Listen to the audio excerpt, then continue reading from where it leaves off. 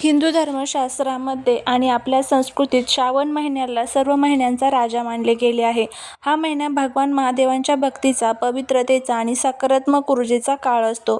श्रावणात केली जाणारी पूजा, व्रतवैकल्य आणि नामस्मरण यांचं अनेक पटीने अधिक फळ मिळते अशी आपली दृढ श्रद्धा आहे.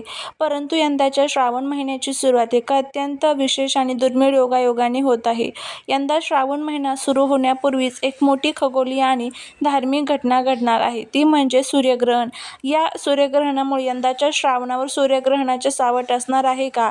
श्रावणाची सुरुवात कशी होईल आणि या काळात आपल्या घरातील सुख, शांती, समृद्धी टिकवून ठेवण्यासाठी आपण काळजी घेतली पाहिजे, हे सर्व आपण आजच्या सविस्तर व्हिडिओमध्ये अत्यंत बारकाईने जाणून घेणार आहोत. व्हिडिओ थोडा मोठा नक्कीच होईल, पण हा व्हिडिओ तुमच्या आणि तुमच्या कुटुंबाच्या कल्याणासाठी अत्यंत महत्त्वाचा आहे. त्यामुळे कुठेही स्किप न करता शेवटपर्यंत नक्की पहा, कारण यामध्ये मी अशा 3 महत्त्वाच्या वस्तूंबद्दल सांगणार आहे, ज्या श्रावण महिना संपेपर्यंत तुम्ही चुकूनही कोणालाही द्यायच्या नाहीत. आणि या वस्तू दूध, मीठ, झाडू नसून इतर अत्यंत प्रभावी वस्तू आहेत, ज्या घरातून बाहेर दिल्यास घरातील बरकत निघून जाऊ शकते. सर्वात आधी आपण या वर्षातील तारखा आणि पंचांगातील महत्त्वाच्या वेळा अगदी सविस्तरपणे समजून घेऊया. यंदा आषाढ महिन्याची अमावस्या, म्हणजेच ज्याला आपण दीप अमावस्या किंवा आषाढी अमावस्या म्हणतो, ती 12 ऑगस्ट रोजी येत आहे. आणि त्यानंतर लागलीच 13 ऑगस्टपासून आपला पवित्र श्रावण महिन्याला अधिकृत सुरुवात होत आहे. विशेष आणि अत्यंत दुर्मिळ गोष्ट म्हणजे 12 ऑगस्ट रोजी आषाढी अमावस्येच्या दिवशी सूर्यग्रहण होत आहे. धार्मिक आणि ज्योतिषीय दृष्टिकोनातून अमावस्या आणि सूर्यग्रहण एकाच दिवशी येणे हा अत्यंत संवेदनशील योग मानला जातो. आता तुमच्या मनात पहिला प्रश्न हाच असेल की सूर्यग्रहण भारतात दिसणार आहे का की नाही, याचे सूतक आणि वेद नियम आपल्याला पाळायचे आहेत का?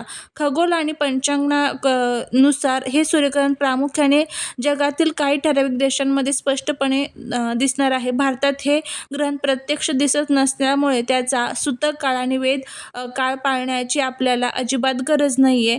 एक गोष्ट लक्षात ठेवा, ग्रहण ही केवळ दृष्टीने दिसण्याची गोष्ट नसून ती एक खगोलीय ऊर्जेची घटना असते.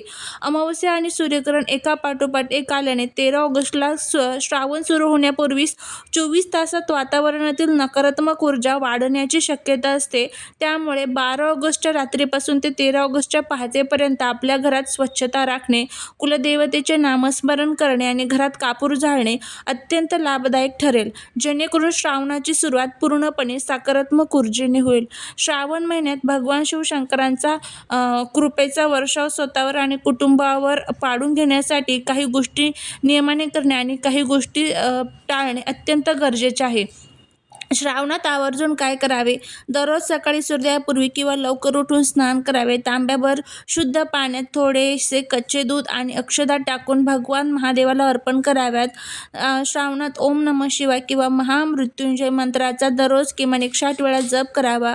या काळात श्री शिवलीलामृत ग्रंथाचे वाचन करणे अत्यंत फलदायी मानले जाते. रोज संध्याकाळी घरातील देव्हाऱ्यात आणि मुख्य प्रवेशद्वाराजवळ गाईच्या तुपाचा किंवा तिळाच्या तेलाचा दिवा लावावा. श्रावणी सोमवारी किंवा इतर दिवशी गरजू लोकांना अन्न, वस्त्र किंवा धान्य दान करावे. श्रावण महिन्यात मांसाहार, मद्यपान, कांदा आणि लसूण यासारख्या तामसिक अन्नाचे सेवन पूर्णपणे वर्ज्य करावे. कोणाबद्दलही मनात वाईट विचार आणू नयेत. घरातील वृद्ध, महिला आणि लहान मुलांशी वादविवाद आणि भांडणे करू नयेत. झाडाची पाने विनाकारण तोडणे किंवा पशुपक्ष्यांना त्रास देणे टाळावे, कारण महादेव पशुपतीनाथ आहेत. तुमच्या आयुष्यातील आर्थिक समस्या, आरोग्याच्या अडचणी किंवा वास्तुदोष दूर करण्यासाठी श्रावण महिन्यात काही सोपे पण अत्यंत शक्तिशाली उपाय नक्की करून पहा. श्रावणात रोज महादेवाला जलाभिषेक करताना पाण्यात थोडेसे काळे तीळ टाकून अभिषेक करावा.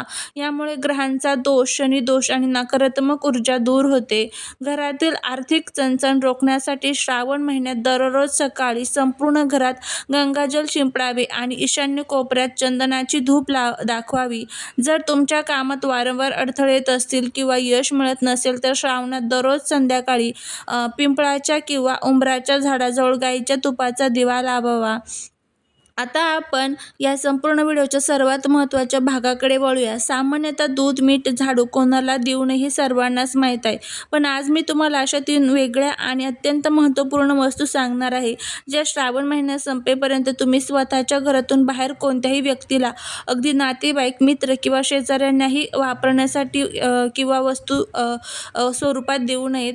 ज्यामध्ये सर्वात पहिलं असणार आहे ते म्हणजे घरातील रोपे आणि झाडांच्या कुंड्या. श्रावण हा निसर्गाच्या पुनरुज्जीवनाचा आणि हिरवळीचा काळ मानला जातो. या महिन्यात तुमच्या घरातील कुंडी किंवा रोप तुम्हाला दिल्यास तुमच्या घरातील प्राण ऊर्जा आणि लक्ष्मीचा वास दुसऱ्याच्या घरी स्थलांतरित होतो, असे शास्त्र सांगते. श्रावणात झाडे लावावीत किंवा दान करावीत, पण स्वतःच्या घरात लावलेली कुंडी किंवा रोप कोणालाही देऊ नये. दुसरी वस्तू आहे ते म्हणजे वापरलेले किंवा स्वतःचे चांदीचे भांडे, नाणी, दागिने. ज्योतिषशास्त्रानुसार चांदीचा थेट संबंध चंद्राशी आणि भगवान शिवशंकरांच्या मस्तकावरील चंद्राशी आहे. श्रावण महिन्यात स्वतःच्या वापरातील चांदीची वस्तू, नाणी किंवा भांडे दुसऱ्याला वापरण्यास दिल्याने घरातील सदस्यांचा चंद्र कमजोर होतो. यामुळे घरातील लोकांचे मानसिक आरोग्य बिघडू शकते, विनाकारण अस्वस्थता वाढते आणि धनहानी होते. तिसरी वस्तू म्हणजे स्वयंपाकघरातील तांब्याची भांडी किंवा तांब्याचा तांब्या. श्रावणात तांब्याच्या पात्राला अत्यंत पवित्र स्थान आहे, कारण याच पात्रात महादेवाला जल अर्पण केले जाते. तांब्यामध्ये सात्विक आणि सकारात्मक ऊर्जा साठवून ठेवण्याची प्रचंड क्षमता असते. जर तुम्ही तुमच्या घरातील रोजच्या पूजेतील किंवा वापराचा तांब्याचा तांब्या भांडे श्रावणात दुसऱ्याला दिले तर तुमच्या घरातील सकारात्मक ऊर्जा आणि अन्नपूर्णेचा आशीर्वाद कमी होतो. त्यामुळे ही वस्तू सुद्धा आपल्याला कोणालाच द्यायची नाहीये. त्याचबरोबर पूजेचं साहित्य आणि रुद्राक्ष. श्रावणात तुमच्या घरातील देव्हाऱ्यातील पूजेच्या वस्तू जसे की आरतीचे ताट, घंटी किंवा तुम्ही स्वतः धारण केलेल्या पूजेत ठेवलेला रुद्राक्ष दुसऱ्याला वापरण्यासाठी देऊ नये. महादेवांची पूजा करताना या वस्तूंमध्ये तुमची सकारात्मक ऊर्जा निर्माण झालेली असते. ती दुसऱ्याला दिल्यास तुमच्या पूजेचे पुण्य आणि घरातील आध्यात्मिक ऊर्जा कमी होते. त्यानंतर पुढची वस्तू आहे ते म्हणजे घरातील कापूर आणि अत्तर, सुगंधित द्रव्ये. कापूर आणि सुगंधित अत्तरे घरातील वास्तू शुद्धीसाठी आणि लक्ष्मीला आकर्षित करण्यासाठी वापरले जातात. श्रावण महिन्यात घरातील वापरात कापूर किंवा अत्तर कोणालाही देऊ नये. यामुळे घरातील नकारात्मकता वाढू शकते आणि वास्तुदोष निर्माण होऊ शकतो. तिसरं आहे ते म्हणजे स्वयंपाकघरातील चकला, बेलन म्हणजेच पोळपाट.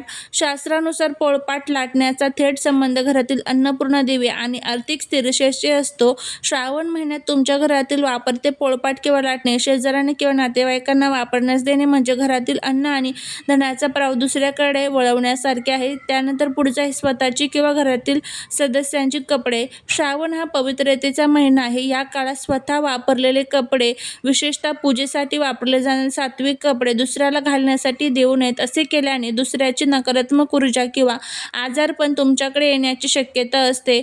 पाचवी जी वस्तू आहे ते म्हणजे घरातील आपले पैशांचे पाकिट किंवा पैसे, जुने आपले कुंकुजे वगैरे असते किंवा घरातील तिजोरीतील पैसे वगैरे.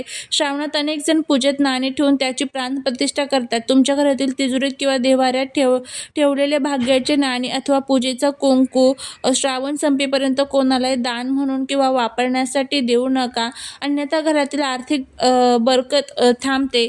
अशा पद्धतीने हे सर्व वस्तू ज्या आहेत तर त्या आपल्याला चुकूनही कोणालाच द्यायच्या नाहीत. यंदाच्या पवित्र श्रावण महिन्यात आणि ग्रहणाच्या या विशेष योगात योग्य ती काळजी घ्या. महादेवांची मनापासून भक्ती करा आणि या 3 वस्तू श्रावण संपेपर्यंत कोणालाही देणे टाळा. तुम्हाला हा व्हिडिओ कसा वाटला ते कमेंट करून नक्की सांगा. व्हिडिओ जर आवडला असेल तर लाईक करा, तुमच्या मित्रांसोबत, परिवारासोबत शेअर करा आणि आपल्या चॅनलला सबस्क्राईब करायला विसरू नका. आणि असेच नवनवीन व्हिडिओ पाहण्यासाठी बेल आयकॉनलाही प्रेस करा, म्हणजे माझ्या सर्व नवीन व्हिडिओचं नोटिफिकेशन तुम्हाला मिळेल आणि तुम्ही एक पण व्हिडिओ मिस करणार नाही. कमेंटमध्ये ओम नमः शिवाय लिहायला अजिबात विसरू नका. भेटूया पुढच्या एका छानशा नवीन व्हिडिओत एका नवीन माहितीसोबत. तोपर्यंत सर्वांना श्री स्वामी समर्थ.